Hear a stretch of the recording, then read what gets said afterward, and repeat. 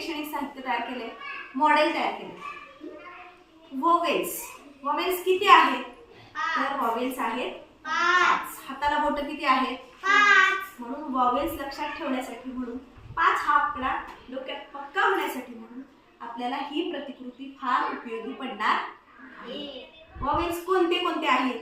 A, E, I, O, you. हे vowels म्हणजे प्रत्यामध्ये, शब्दामध्ये वॉवेल्स वापरलेले असतात. प्रत्येक शब्दामध्ये वॉवेल्स असतात आणि याचा सराव करण्यासाठी म्हणून आणि लक्षात ठेवण्यासाठी म्हणून अतिशय उपयुक्त अशी प्रतिकृती आहे.